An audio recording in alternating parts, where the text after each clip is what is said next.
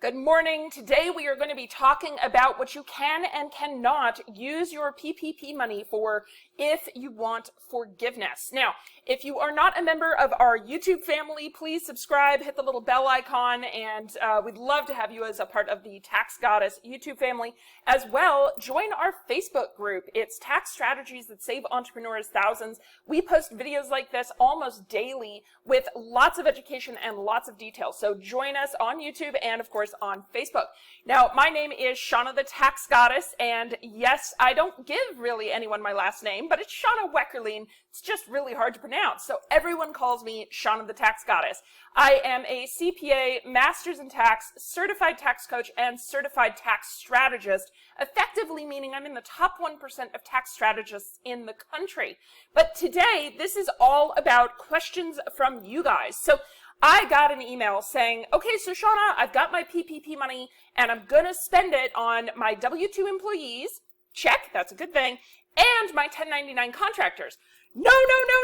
Time out, okay? If you use your PPP money on 1099 contractor payments that do not fall under rent, utilities, or mortgage interest, that portion of your PPP loan will not be forgivable. It's a serious problem, okay? Now, listen, if you've already decided that you want to have your PPP as an actual loan, it's 1%, so for some people that's okay. Spend your money on whatever you want, okay? But really, if you want your loan forgiven, you have to follow some very specific rules, okay? So the first one is 75% or more of the PPP money must be spent on W-2 employees. W-2, okay? 1099s don't count. Now, there's some special rules and regulations if you are your only employee. If you are a sole proprietorship, for example, then you are okay. Paying yourself is okay. But if you're paying other people, they have to be W-2. They cannot be 1099 contractors.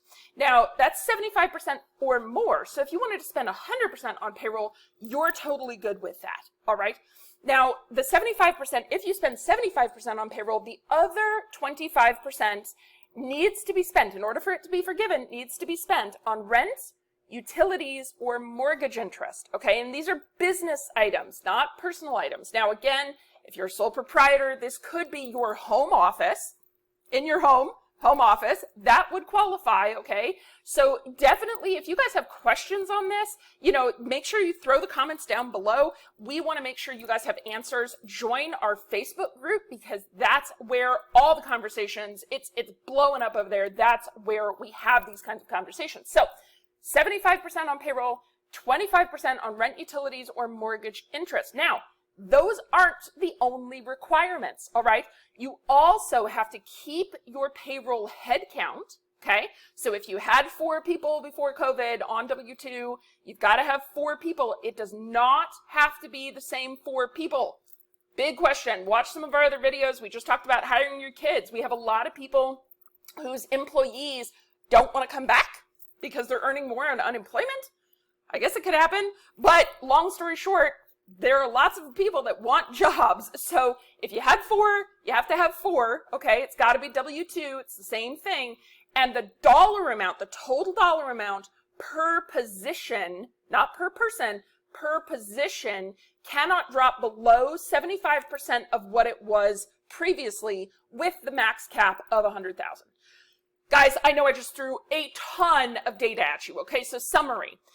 Your payroll, you can only use, in order for PPP to be forgiven, 75% or more on W-2 payroll, 25% or less on rent, utilities, or mortgage interest.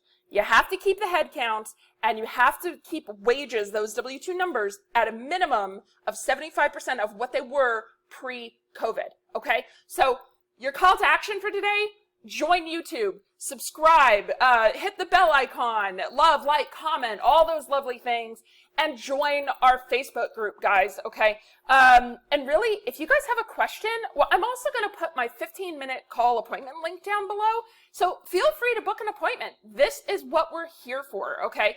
As a firm, Tax Goddess specializes in tax strategy. So I know a lot of people are concerned that they won't really even have a tax bill for 2020, but there's lots of other strategies strategies that we can use to put you in a negative position, okay, all above board, put you in a negative position so you have an NOL, net operating loss, that we can carry back against other years. Get you some actual cash back because of all of this mess.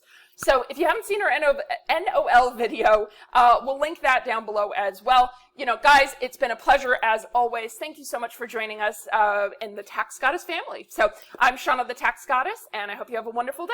Thanks, guys. Bye.